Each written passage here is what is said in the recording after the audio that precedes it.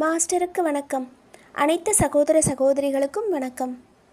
பாபுஜி மாஸ்டர்னுடைய சகஜமார்க்க பார்வையில் ராஜயோகத்தின் செயல்திறன் இந்த புத்தகத்தில் சகஜ மார்க்கம். சகஜ அப்படின்னா இயல்பானது, எளிமையானது. மார்க்கம் அப்படிங்கிறது வழி, அதாவது இயல்பான இயற்கையான ஆன்மீக வழி. பிறவா நிலை, முழு சுதந்திரம், இது அடையிறத பொறுத்த மட்டும் மனிதன் அடையக்கூடிய இறுதி நிலை வரைக்கும் அவன் வெற்றிகரமாக சென்றடைவதை உறுதிப்படுத்தக்கூடிய வழிமுறை ராஜயோகம் மட்டுமே. இதை கடந்த காலத்தில் வாழ்ந்த, இப்போ தற்காலத்தில் வாழ்ந்துட்டுருக்கிற பெரும் ஞானிகள் பலராலும் ஒப்புக்கொள்ளப்பட்ட விஷயம். அப்போது அந்த ராஜயோகத்தினுடைய நியமங்களை அடிப்படையாக வச்சு உருவாக்கப்பட்டது தான் சகஜ மார்க்கம்னு சொல்லக்கூடிய தியான அமைப்பு முறை. அதாவது ராஜயோகம்ங்கிற பெயரில் இருந்துட்டு வந்த யோக முறையில் இருக்கிற தேவையற்ற விஷயங்களை நீக்கிறதுக்காக இந்த காலத்துக்கு தகுந்த மாதிரி சில திருத்தங்கள், மாற்றங்கள், இதை எல்லாத்தையுமே செஞ்சு எளிமையான முறையில் சகஜ மார்க்கம்ங்கிறது உருவாக்கப்பட்டது.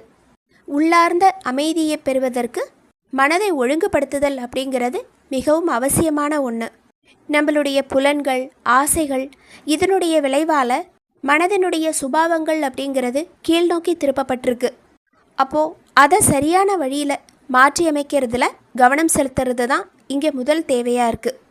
அப்போது இந்த நோக்கத்துக்காக ஃபாலோ பண்ணக்கூடிய ஓரொரு பயிற்சி முறையும் ரொம்ப முக்கியத்துவம் வாய்ந்ததாக சொல்லப்படுறது. ஓரொரு மனிதனுடைய மன இயல்புகளை மிதத்தன்மைக்கு கொண்டு வரணும் அப்படிங்கிறத தான் பயிற்சி முறையினுடைய உள்ளார்ந்த நோக்கமாக சொல்லப்பட்டிருக்கு.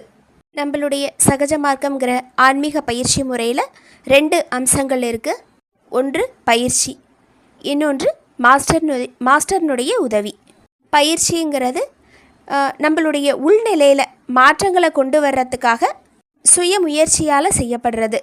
அப்படி பயிற்சி பண்ணி நாம் ஒத்துழைப்பு கொடுக்கும்போது தெய்வீக அருளினுடைய ஓட்டம் நமக்குள்ளே வர்றதுக்கு உதவி பண்ணுது. அப்போது சொந்தமாக பண்ணக்கூடிய அந்த சுய முயற்சி பயிற்சி மட்டும் போதுமானதா அப்படின்னு கேட்டால் அது கிடையாது. அதோடு கூட மாஸ்டருடைய ஆதரவும் முக்கியமான ஒன்று. ஓரொரு மனிதனுக்குள்ளே இருக்கிற அந்த உள் மனதில் உள்ள சிக்கல்கள் காரணமாக சுய முயற்சியால் மட்டுமே ஒரு நிலையை அடையப்பெறதுங்கிறது அந்த மனிதனுடைய திறமைக்கு அப்பாற்பட்ட விஷயம். இதன் காரணமாக மாஸ்டர்னுடைய உதவிங்கிறது இன்றியமையாததாக இருக்குது. நம்மளுடைய ஆன்மீக பயிற்சியில் அத்தியாவசியமான அங்கமாக மாஸ்டர்னுடைய ஆதரவுங்கிறது இருக்கிறதுனால மாஸ்டர் யோக வழிமுறையான பிராணாகுதி மூலமாக தன்னுடைய சக்தியை செலுத்தி பயிற்சியாளருக்கு உதவி பண்ணி அவரை வழிநடத்தி கூட்டிகிட்டு போகிறாரு. அப்போது நம்மளுடைய சகஜ மார்க்க முறையில் பிராணாகுதிங்கிற அந்த செயல்முறை மூலமாக தெய்வீகத்தினுடைய அருள் மாஸ்டர் மூலமாக அபியாசியை நோக்கி திருப்பி விடப்படுது. பிராணாகுதி மூலமாக நமக்கு உதவக்கூடிய வல்லமை பொருந்திய மாஸ்டர் ஒருவரை இறைவன் அருளால் நாம் பெற்றுட்டோம் அப்படின்னா காலங்காலமாக இறைவனை உணர்றதுக்காக பல பிறவிகள் எடுத்து கஷ்டப்படக்கூடிய அந்த கடுமையான உழைப்பை நம்மளால் தவிர்க்க முடியும். அப்போது நம்மளுடைய சகஜ மார்க்கத்தில் பயிற்சி, 2வது பிராணாகுதிங்கிற யோக முறை மூலமாக நமக்கு உதவக்கூடிய திறமை வாய்ந்த குரு, இது 2ம் தான் முக்கியமான ஒரு அம்சங்களாக சொல்லப்படுறது. இந்த சகஜ மார்க்கம் அப்படிங்கிற இந்த தலைப்பில் மாஸ்டர் நமக்கு என்ன சொல்லியிருக்காங்க அப்படின்னா, சகஜ மார்க்க கண்ணோட்டத்தில் நம்மளுடைய ராஜயோக பயிற்சி முறையின் மாபெரும் அதிசயத்தை இன்றைக்கி நான் உங்களுக்கு வெளிப்படுத்துகிறேன் அப்படின்னு சொல்லிட்டு, இந்த பயிற்சி முறையினுடைய செயல்திறனை அனுபவபூர்வமாக மட்டும்தான் உணர முடியும். அப்போது அனுபவம் தான் நமக்கு எல்லாத்தையுமே கற்றுக் கொடுக்குது அப்படிங்கிறத சொல்கிறாங்க. நம்மளுடைய பயிற்சி முறையில் முதல்ல மனம் குவிக்கிறதுக்கு, அதாவது மனதை ஒருமுகப்படுத்துறதுக்கு தகுதியான ஒன்றை எடுத்து தியானம் பண்ண ஆரம்பிக்கிறோம். தெய்வீக ஒளி நம்மளுடைய இதயத்தில் இருக்குது, அது நம்மளை உள்நோக்கி இழுக்குது அப்படின்னு நினச்சிக்கிட்டு தெய்வீக ஒளியை ஒரு பாவனையாக எடுத்துகிட்டு தியானம் பண்ண ஆரம்பிக்கிறோம். அப்போது அதை தான் மாஸ்டர் இங்கே சொல்கிறாங்க. நாம் ஒன்றை பற்றி நம்மளுடைய தியானத்தில் தெய்வீக தன்மை வாய்ந்த ஒன்றை பற்றி மட்டுமே நாம் நினைக்கிறோம்.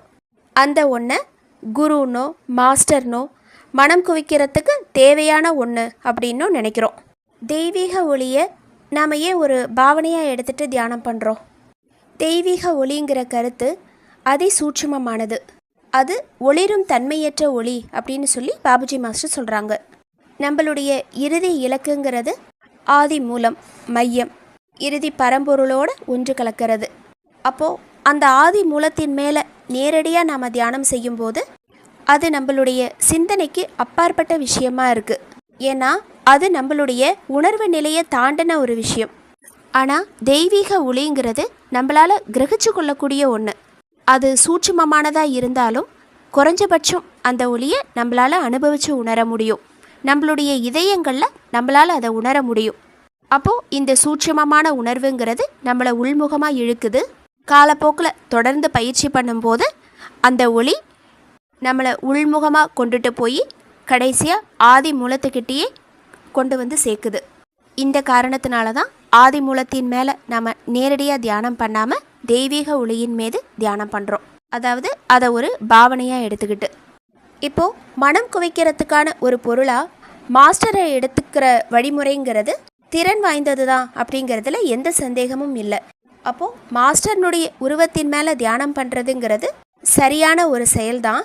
ஆனால் அந்த மாஸ்டருங்கிறவர் உண்மையிலேயே ஆன்மீகத்தினுடைய உச்ச நிலையை அடைந்தவராகவும் எல்லையற்ற பரம்பொருளில் ஐக்கியமானவராகவும் இருக்கணும். அல்லது இயற்கையே மானிட உருவெடுத்து வந்ததாகவும் இருக்கணும். அந்த உயர்ந்த நிலையில் இருக்கிற தெய்வீக மகாபுருஷர் மேலே, அவருடைய உருவத்தின் மேலே தியானம் செய்யும்போது நமக்கும் அந்த உள்நிலைங்கிறது கிடைக்கப்பெறுது. அப்படி இல்லாமல் இதில் சொல்லப்பட்டிருக்கிற இந்த விஷயங்களுக்கு கீழுள்ள ஒருவருடைய உருவத்தின் மேலே தியானம் செய்யும்போது அபியாசிக்கு ஏற்படக்கூடிய விளைவுங்கிறது நம்மளுடைய லட்சியத்துக்கு நேர்மாறாகவும், அது மட்டும் இல்லாமல் நம்மளுடைய இறுதி லட்சியத்திற்கு கேடு விளைவிக்கக்கூடியதாகவும் அமைஞ்சிரும் அப்படிங்கிறத சொல்கிறாங்க. இப்போது நாம் தியானம் செய்யும்போது நமக்கு இருக்கக்கூடிய ஒரே சிந்தனைங்கிறது மனித உருவில் இருக்கக்கூடிய தெய்வீக தன்மை வாய்ந்த ஒரு குறிப்பிட்ட மகாபுருஷனுடைய சிந்தனை. ஏன்னா குரு தான் கடவுளையும் மனிதனையும் இணைக்கக்கூடிய ஒரு பாலமாக இருக்கக்கூடியவர். நம்மளை அந்த இறுதி நிலைக்கு கூட்டிகிட்டு போகக்கூடியவர் நம்மளுடைய குரு. நாம் நம்மளுடைய ப்ரேயரில் மனித வாழ்வின் உண்மை லட்சியம் நீரே அப்படின்னு சொல்கிறோம். ஏன்னா ஓ மாஸ்டர் அப்படின்னு சொல்லும்போது உண்மையான மாஸ்டர் அப்படிங்கிறது கடவுள் தான். ஆதி மூலம், ஒன்றுமில்லா தன்மை. அது தூய்மையான வடிவில் சூட்சுமமாக இருக்குது. பௌதீக மட்டத்தில் உலகாதாய வாழ்க்கையில் சிக்கிட்டுருக்கிற நம்மளால் அந்த தன்மையை நேரடியாக அணுக முடியாது. அப்போது நாம் ஓ மாஸ்டர் அப்படின்னு சொல்லும்போது நம்மளுடைய குரலை கேட்டு அந்த சூட்சுமமான தன்மையால் பதில் சொல்ல முடியாது. அப்படிங்கிறதுனால அந்த நிலையோடு இரண்டர கலந்தவராக இருக்கிற மனித உருவில் இருக்கக்கூடிய தெய்வீக புருஷர் நம்மளுடைய வழிகாட்டியாக வராரு. அப்படி அவர் நம்மளையும் அந்த தெய்வீகத்தையும் இணைக்கக்கூடிய பாலமாக செயல்படுறாரு.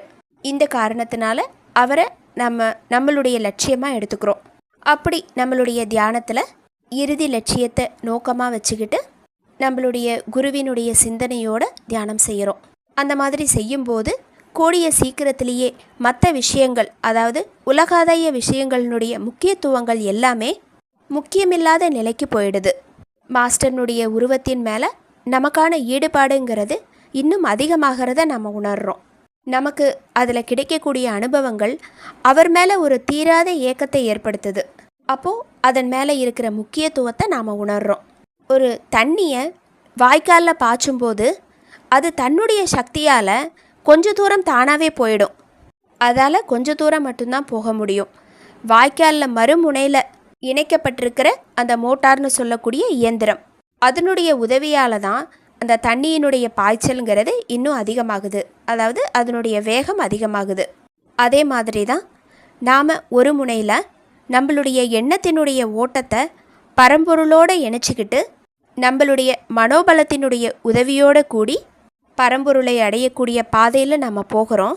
அந்த மாதிரி நம்மளுடைய தனி மனதிலிருந்து வரக்கூடிய அந்த மனோபலம்ங்கிறது நம்மளுடைய பாதையை சீர்படுத்துது. அந்த மனோபலத்தோடு நாம் ஒத்துழைப்பு கொடுக்கும்போது நாளுக்கு நாள் அங்கேருந்து வரக்கூடிய சக்திகள் அதிகமாகுது. இப்படியா நம்மளுடைய தனி மனம்ங்கிறது ஒழுங்குபடுத்தப்பட்ட ஒரு நிலைக்கு முன்னேற்றம் அடைஞ்சு போகுது. நமக்குள்ள அந்த உள்ளார்ந்த நோக்கங்கிறது இருக்கிறதுனால, அதாவது இறைநிலையை அடையணும் அப்படிங்கிற அந்த ஒரு கருத்து இருக்கிறதுனால நம்மளுடைய சக்திகளுங்கிறது இன்னும் வலிமையாகுது. அதாவது மனோபலத்தினுடைய வேகம் அதிகமாகுது. இப்படி நாம் தொடர்ந்து நம்மளுடைய பயிற்சிகளை செஞ்சுக்கிட்டே வரும்போது முதல்ல நம்மளுடைய தனிப்பட்ட மனம்ங்கிறது சுத்திகரிக்கப்படுது. அதாவது தேவையில்லாத விஷயங்கள் எல்லாமே நம்மளை விட்டு போய் மனமானது ஒழுங்குபடுத்தப்படுது. அப்படி ஒழுங்குபடும் போது மனித வாழ்க்கையினுடைய லட்சியத்தை அடையறதுக்கு அது சாத்தியமானதாக மாற்றுது. இதன் மூலமாக கூடிய சீக்கிரத்திலேயே நமக்கு ஒரு நிரந்தரமான அமைதியும் மன நிறைவும் கிடைக்குது. அப்போது அந்த அமைதிங்கிற கடலில் நாம் குதிக்கிறத உணர்கிறோம். இந்த அமைதிங்கிற கடல்லையே நாம் தொடர்ந்து இருக்கணும் அப்படிங்கிற அந்த ஒரு எண்ணம் நமக்குள்ள வலிமையாகும் போது அதற்கு கீழே இருக்கக்கூடிய விஷயங்கள், அதாவது இந்த உலகாதாய விஷயங்கள், இதை பற்றின முக்கியத்துவங்கள் எல்லாமே நம்ம கண்ணிலேருந்து மறைஞ்சு போக ஆரம்பிக்குது. அதாவது எதையுமே நம்ம வலுக்கட்டாயமாக வேண்டாம் அப்படின்னு சொல்லி தள்ளுறதில்ல. எது நிரந்தரமானது அப்படிங்கிற அந்த ஒரு புரிதல் அனுபவத்தின் மூலமாகவும், அதாவது பயிற்சியோடு கூடிய அனுபவத்தின் மூலமாக நமக்கு கிடைக்கும்போது தேவையில்லாத விஷயங்கள் எல்லாமே நம்மளை விட்டு தானாகவே போக ஆரம்பிக்குது. அப்போது அந்த ஒரு எண்ணத்தை தவிர, இறுதி நிலையை பற்றிய எண்ணத்தை தவிர வேறு எந்த சிந்தனையுமே நமக்கு இருக்கிறதில்ல. இப்படி உயர்ந்த நிலையை நோக்கி நாம் முன்னேறி போகும்போது ஒரு பெரிய மலையில் இருந்து அந்த மலையில் இருக்கிற உச்சியில் இருந்து கீழே இருக்கிற விஷயங்களை பார்த்தா எப்படி இருக்கும்? ரொம்ப சின்னதாக தெரியும். அதே மாதிரி இந்த உலகாதாய பொருட்கள் மேலே, அதில் இருக்கிற ஆசைகள் மேலே எந்த விதமான பற்றுதலும் நமக்கு உண்டாகிறதில்ல. இப்படி தொடர்ந்து முன்னேறிக்கிட்டே போகும்போது காலப்போக்கில் லட்சியம் மட்டுமே நம்மளுடைய கண்ணுக்கு தெளிவாக தெரியுது. நாம் உண்மையாக சரியாக தேர்ந்தெடுத்த அந்த லட்சியத்தை தவிர வேறு எதுவுமே நம்ம கண்ணுக்குள்ளே இருக்கிறதில்ல. உலக பற்றுதல்லேருந்து நம்ம விடுபட ஆரம்பிக்கிறோம். வேறு எதுக்குமே நாம் முக்கியத்துவம் கொடுக்கறதில்ல. இப்படியே நம்மளுடைய முன்னேற்றங்கிறது தொடர்ந்து நடைபெற்றுக்கிட்டே இருக்குது அப்படிங்கிறத மாஸ்டர் சொல்கிறாங்க. தொடர்ந்து அந்த காலம் போக போக நாம் நம்மளையே மறந்தவங்களா, எல்லாத்துலேருந்தும் விடுபட்டவங்களாக உணர ஆரம்பிக்கிறோம். அதாவது தூக்கத்தில் இருக்கிற ஒரு மனிதனை கொசு ஒன்று கடிச்சதுன்னா அதை பற்றின பதிவுகள் எதுவுமே அவனுக்குள்ளே உண்டாகிறதில்ல.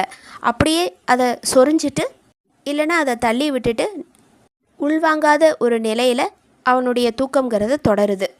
அதே மாதிரி ஒரு நாதஸ்வரம் அந்த மாதிரியான வாத்தியங்கள் வாசிக்கப்படுற இடத்துல இருந்து ஒரு மனிதர் ரொம்ப தொலைவில் இருக்கிறாரு அப்படின்னும் போது அவருக்கு அந்த ஓசைங்கிறது கேட்கறதில்ல. அதே சமயம் அந்த வாத்தியங்கள் வாசிக்கப்படக்கூடிய இடத்துக்கு பக்கத்திலேயே ஒருத்தர் உட்கார்ந்துருந்தாலும் அவருடைய சிந்தனை அவரை அறியாமலேயே வேற ஒன்றுத்தில் மூழ்கி இருந்ததுன்னா அந்த ஓசைங்கிறது அவருடைய காதில் விழறதில்ல. அந்த அளவுக்கு அவர் அந்த இசையில் லயிக்காமல் தெய்வீக சிந்தனையில் மூழ்கி இருக்கிறாரு. இந்த மனோநிலைங்கிறது அவருக்கு எப்படி கிடைக்கிது? ஏதோ ஒரு முக்கியமான விஷயத்தில் ஆழ்ந்த மூழ்கி இருக்கும்போது அதை தவிர மற்ற விஷயங்கள் எல்லாமே முக்கியமற்ற நிலையில் அவருக்கு தெரியுது. அதனால் அவருக்கு அதை பற்றின எந்த விளைவுகளும் மனதில் உண்டாகிறதில்ல. இப்படி தானாக வரக்கூடிய அந்த ஒரு நிலையை தான் வைராக்கியம், பற்றற்ற நிலை அப்படின்னு சொல்கிறாங்க. உலகாதாய விஷயங்கள் மேலே அவருடைய அந்த பற்றற்ற நிலைங்கிறது இறுதி லட்சியத்தோடு கம்பேர் பண்ணும்போது மற்ற எல்லாமே முக்கியத்துவமற்ற நிலையாக அவருக்கு மாற்றப்பட்டு அவருடைய இதயத்தில் எந்த பதிவுகளுமே உண்டாகிறதில்ல. அந்த மனோநிலைங்கிறது அதற்கு அனுமதிக்கிறதும் இல்லை. இந்த வைராக்கிய நிலையை கொண்டு வர்றதுக்கு, அதாவது பற்றற்ற நிலையை கொண்டு வர்றதுக்கு பல பேர் கடுமையாக முயற்சி பண்ணுறாங்க. இந்த உலகமே மாயை, மனிதனே பிரம்மம், இந்த மாதிரியான விஷயங்களை பௌதீக மட்டமாக எடுத்துக்கிட்டு உலக வாழ்க்கை, அந்த பற்றுதல்கள், அதுலேருந்து விடுபடுறதுக்கு ஸ்தூலமான முறையில் பயிற்சிகளை மேற்கொண்டுட்ருக்காங்க. ஆனால் இங்கே நமக்கு எவ்வளவு சுலபமாக கிடச்சிருச்சுங்கிறத பாருங்க அப்படின்னு கேட்குறாங்க மாஸ்டர். இப்படி சுலபமாக இந்த நிலைங்கிறது கிடைக்கும்போது அவனுக்கு தன்னுடைய லட்சியத்தை தவிர வேறு எந்த எண்ணமுமே இல்லாததுனால தேவையில்லாத விஷயங்கள் எல்லாமே அவரை விட்டு போயிடுது. சாருஜி மாஸ்டர் ஒரு சின்ன சம்பவத்தை பகிர்ந்துக்கிறாரு. ராஜயோக அமைப்பில் எதை செஞ்சாலுமே அதை நாம் மனதை கொண்டு தான் செய்யணும். குறைந்தபட்சம் உடல் ஆரோக்கியம் இருந்தால் போதும், அதாவது உட்கார்ந்து தியானம் செய்யறதுக்கு போதுமான அளவுக்கு உடல் ஆரோக்கியமாக இருந்தால் போதும். ஆனால் சில மார்க்கங்களில் 2 விஷயங்களை எடுத்துக்கிறாங்க.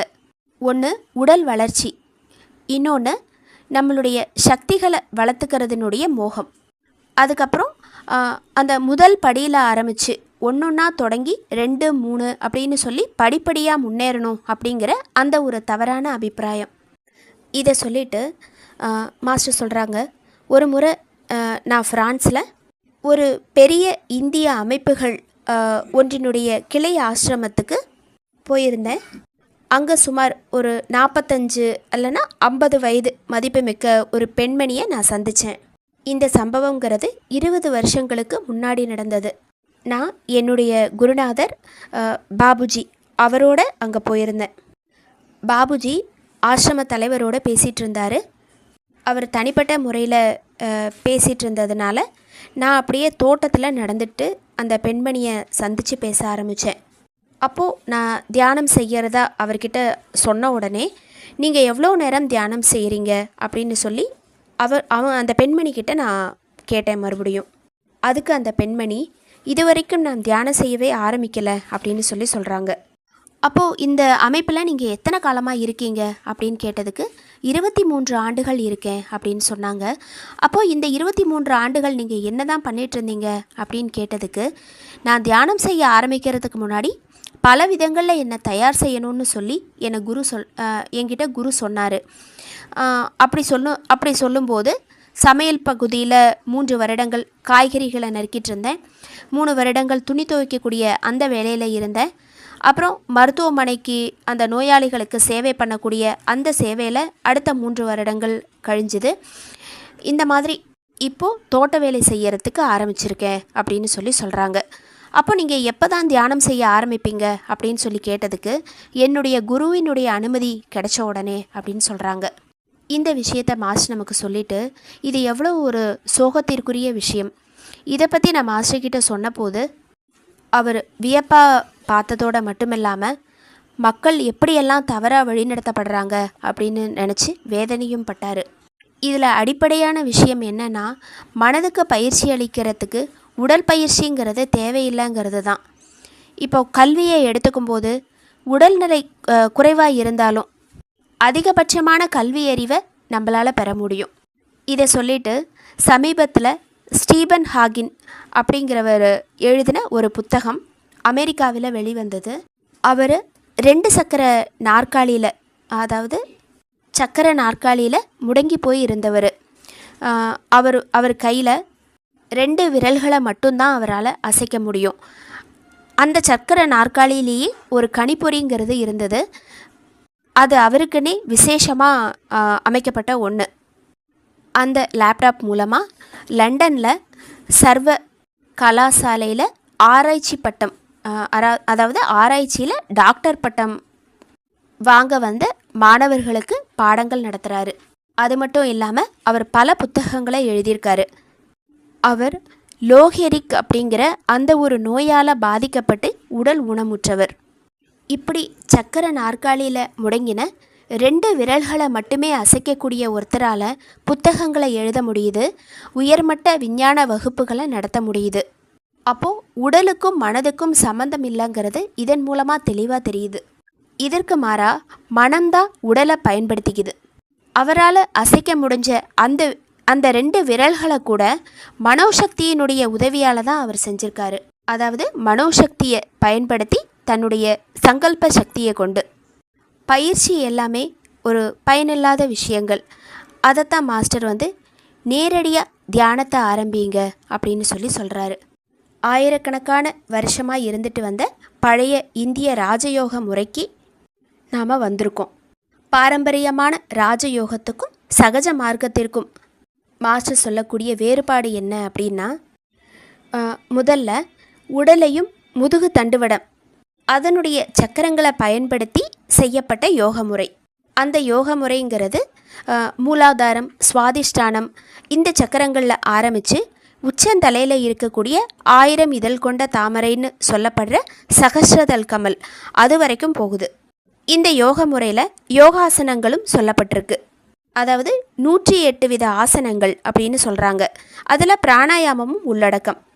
மூச்சு காற்றை வெளியே விடுறது, காற்றை உள்ளிழுக்காமல் அப்படியே இருக்கிறது, அதுக்கப்புறம் அந்த காற்றை உள்ளே இழுக்கிறது, வெளிவிடாமல் நிறுத்தி வைக்கிறது. இந்த மாதிரி அந்த பிராணாயாமத்தில் 4 படிகள் சொல்லப்பட்டிருக்கு. ஆசனம், பிராணாயாமம் இது ஹடயோகத்தினுடைய ஒரு அடிப்படை அம்சங்களாக சொல்லப்பட்டிருக்கு. அப்போது இதெல்லாம் செஞ்சு முடித்ததுக்கப்புறமா மனதை பயன்படுத்தக்கூடிய முறை அப்படிங்கிறது வருது. நம்மளுடைய மொத்த உடல் அமைப்பையும் மனம்தான் ஆட்சி செய்யுது. ஆட்சி செய்கிறவரை ராஜான்னு சொல்கிற மாதிரி, அதாவது அரசன்னு சொல்கிற மாதிரி, நம்மளுடைய மனதை அதை கொண்டு பயன்படுத்திய பயிற்சி அப்படிங்கிறதுனால ராஜயோகம் அப்படின்னு சொல்கிறாங்க. இது ரொம்ப எளிமையான பயிற்சி முறை. ஆரம்பத்தில் ஹடயோகம், ராஜயோகம், பிராணாயாமம் இது எல்லாமே ஒரு கலவையாக இருந்தது. காலப்போக்கில் பக்தி மார்க்கம் வளர்ச்சி அடைய ஆரம்பித்ததுக்கப்புறம் ராஜயோக முறையை தொடர்ந்து பயிற்சி பண்ணிகிட்டு இருந்த சில யோகிகள் உடல் சம்பந்தப்பட்ட பகுதிகளுக்கு முக்கியத்துவம் கொடுக்கறதுலேருந்து படிப்படியாக விலக ஆரம்பித்தாங்க. அந்த ஒரு மனோபாவம் அவங்களுக்குள்ளே ஏற்பட்டது. அப்போது உடல் விஷயங்களை மறந்து தியானம் செய்ய ஆரம்பித்தாங்க. அப்படி ஆரம்பிக்கும்போது தியானத்திற்காக அமரக்கூடிய அந்த நேரம்ங்கிறது அதிகமாயிடுச்சு. அப்போது வசதியான ஒரு ஆசனத்தை தேர்ந்தெடுத்து தியானம் செய்ய ஆரம்பித்தாங்க. இப்படியாக மாஸ்டர் ராஜயோக பயிற்சி முறையை அடிப்படையாக எடுத்துக்கிட்டு சகஜ மார்க்கம்ங்கிற அமைப்பை உருவாக்குறாரு. மனம்தான் எல்லாத்துக்குமே அரசன். அதுதான் நம்மளுடைய புலன்களை கட்டி ஆடுது. அப்போது மனதை ஒழுங்குபடுத்தும் போது புலன்கள், இந்திரியங்கள் இது எல்லாமே மிதத்தன்மைக்கு வருது. அந்த மனதை செம்மைப்படுத்தி நேர் வழியில் கொண்டு போகிறதுக்கான பயிற்சி முறைகளை கொண்டு சகஜ மார்க்கம்ங்கிற இயல்பான ஒரு அமைப்பு உருவாக்கப்பட்டது. இப்படியா ராஜயோகத்தினுடைய ஆரம்ப பயிற்சி முறையான தியானத்தின் மூலமாக தொடர்ந்து பயிற்சி பண்ணிக்கிட்டே போகும்போது இயல்பாகவே நாம் வைராக்கியம்னு சொல்லக்கூடிய பற்றற்ற நிலையை அடையிறோம். ஒரு வகையில் நம்மளுடைய தனி மனமாகப்பட்டது நிரந்தரமான அமைதி, மகிழ்ச்சி இந்த நிலையோட தொடர்பு படுத்தப்பட்டுருது. அதாவது தனி மனமாகப்பட்டது உயர்ந்த மண்டலத்துக்கு போக ஆரம்பிக்குது, உயர்ந்த நிலையை நோக்கி. அப்படி போகும்போது பரம்பொருளினுடைய மண்டலத்தில் இருக்கிற மென்மையான அமைதியினுடைய அலைகள் நம்மளுடைய தனி மனதுக்குள்ளே நேரடியாக பாய ஆரம்பிக்குது. காலப்போக்கில் அந்த முன்னேற்றத்தின் காரணமாக நாம் அந்த மென்மையான அமைதியோட ஒன்றா கலந்துடுறோம். இப்படி அந்த வரையறையில்லாத கருத்துக்கு அப்பாற்பட்ட ஒன்றோட நம்மளை நாம் இணைச்சிக்கிட்டு அதை பற்றி மட்டுமே நாம் சிந்தனை பண்ணிகிட்ருக்கோம். இப்போ நம்மளுடைய இதயத்தில் அதனுடைய மகத்துவம் பற்றின எண்ணம் மட்டுமே இருக்குது. இயற்கையாகவே நாம் அதனுடைய ஒரு பகுதியாகவே மாறிடுறோம். அந்த உணர்வு மட்டுமே நமக்குள்ளே ஏற்படுது. அதோடு ஒப்பிட்டு பார்க்கும்போது நான் அப்படிங்கிறது எதுவுமே கிடையாது, நாம் எந்த அளவு ஒரு அற்பமானவர்கள் அப்படிங்கிறத உணர ஆரம்பிக்கிறோம். அப்போது அதை பற்றியே நாம் மறுபடியும் சிந்திக்கிறோம். இந்த மாதிரி உயர்ந்த மண்டலத்தோட நம்மளுடைய எண்ணத்தால் நம்மளை நாம் அதோட தொடர்பு படுத்திக்கிட்டு தன்னிலை உணர்தல்னு சொல்லக்கூடிய மெய்மை உணர்வதற்கான அந்த பாதையை நாம் வகுத்துக்கிறோம். இப்படி நாம் தொடர்ந்து பயிற்சி பண்ணும்போது நம்மளை சுற்றி இருக்கிற தேவையில்லாத விஷயங்கள், இருண்ட மேகங்கள் எல்லாமே கலைய ஆரம்பித்து நம்மளுடைய மனோபலத்தால் வெற்றிடம் உருவாக்கப்படுது. நம்மளுடைய இதயத்தில் அந்த வெற்றிடத்தினுடைய தாக்கம், அதனுடைய சக்தி அதிக அளவில் நமக்குள்ளே பாய ஆரம்பித்து அதனுடைய விளைவாக நான் அப்படிங்கிற அந்த ஒரு தனித்தன்மை நம்மளை விட்டு போய் தூய்மையான மனது மட்டுமே நமக்குள்ளே இருக்குது. தெய்வீக மனதிலேருந்து தனிப்பட்ட மனது தன்னை பிரிச்சுக்கும் போது, அதாவது தெய்வீக மனதோட உணர்ந்து தன்னை கம்பேர் பண்ணி பார்த்துக்கும்போது அது தன்னை தனிப்பட்ட மனமாக சொல்லிக்குது. ஏன் அந்த மாதிரி தனியான ஒரு மனது அப்படின்னு சொல்லி நாம் உணர்கிறோம் அப்படின்னு சொல்கிறாங்கன்னா, ஏன்னா நாம் எண்ணத்தாலும் செயலாலும் தவறான பாதையில் நாம் போகிறதாலும் நம்மளை சுற்றி நாம் ஒரு தனிப்பட்ட வலைப்பின்னல்களை உருவாக்கிக்கிட்டோம். அப்போது உயர்ந்த மனது அதனுடைய தன்மைகள் தனிப்பட்ட மனம் மேலே செயல்படுறதுங்கிறது நிற்கிது. அந்த தூய்மையான தன்மைகள் எல்லாமே மறைக்கப்பட்ட நிலையில் நம்மளுடைய தனிப்பட்ட மனமாகப்பட்டது உலக வாழ்க்கையில் முழுவதுமே நிரப்பப்பட்டு பதிவுகளும் சமஸ்காரங்களும் அதிகமாக சூழ்ந்து இருக்கிறதுனால உண்மையான சத்திய நிலையை பற்றி ஒரு சின்ன உணர்வு கூட அந்த உணர்றதுக்கான வழியே இல்லாமல் இந்த விஷயங்களில் நாம் சூழ்ந்து பல பதிவுகளை உருவாக்கிக்கிட்டு இருந்திருக்கோம். அந்த பதிவுகளினுடைய சக்திங்கிறது அதிகரிச்சுக்கிட்டே இருந்ததுனால நம்மளுடைய புலன்களை அது ஆட்டுவிக்க ஆரம்பிச்சிருச்சு. அது கூடவே நம்மளை சுற்றி இருக்கிற சூழ்நிலைகளும் அதன் மேலே பாதிப்பை ஏற்படுத்துது. இப்போது இந்த பயிற்சியினுடைய காரணமாக தெய்வீக மனதை பற்றின புரிதல்கள் நமக்கு ஏற்பட்டு அதனுடைய தன்மைகள் நமக்கு வெளிப்பட ஆரம்பிக்கும் போது அந்த புனிதமான எண்ணத்துக்கு நம்மளுடைய மனதில் இடம் கொடுக்கும்போது நாம் ஏற்படுத்திக்கிட்ட அந்த பதிவுகளினுடைய கனம் நம்மளை விட்டு போக தொடங்குது. காலப்போக்கில் அந்த பதிவுகள்லேருந்தும் நாம் விடுபட ஆரம்பிக்கிறோம். அந்த தெய்வீக மனமான உயர்ந்த மனதில் என்ன தன்மைங்கிறது இருக்குதோ அதனுடைய விளைவை நம்மளால் உணர ஆரம்பிக்குது. அந்த ஒரு தூய்மையான நிலை, எளிமையான நிலை, பற்றில்லாத நிலை, இது எல்லாத்தையுமே நாம் உணர ஆரம்பிக்கிறோம். பயிற்சியை நாம் தொடர்ந்து பண்ணும்போது உயர்ந்த மனதில் அந்த விஷயங்கள் எல்லாமே தனி மனதிலையும் பிரதிபலிக்க ஆரம்பிக்குது. அப்போது இந்த தனி மனது இந்த விஷயங்கள் எல்லாத்தையுமே நிரந்தரமாக உணரும்போது தனித்தன்மைங்கிறது இழக்கப்பட்டுருது. இப்போது நான் அப்படிங்கிற அந்த ஒரு உணர்வுலேருந்து விடுபட்ட ஒரு கட்டத்துக்கு வரோம். இப்படியா ராஜயோக பயிற்சி முறையை அடிப்படையாக கொண்டு உருவாக்கப்பட்ட நம்மளுடைய இயற்கையான எளிமையான சகஜமார்க்க பயிற்சியினுடைய வழியான தியானம். அங்கிருந்து நம்மளுடைய பயணத்தை தொடங்கி உயர்ந்த நிலையை நோக்கி நாம் முன்னேறி போகும்போது அந்த உயர்ந்த நிலையை பற்றிய உணர்வுகளும் புரிதல்களும் நமக்கு ஏற்பட ஆரம்பிக்கும் போது நம்மளுடைய தனி மனமானது ஒழுங்குபடுத்தப்பட்டு சீர்படுத்தப்பட்ட ஒரு நிலைக்கு வருது. இது எல்லாமே எந்த ஃபோர்ஸுமே இல்லாமல் இயல்பான முறையில் நமக்கு நடக்குது அப்படிங்கிறத மாஸ்டர் சொல்கிறாங்க. மாஸ்டருக்கு நன்றி. அனைத்து சகோதர சகோதரிகளுக்கும் நன்றி.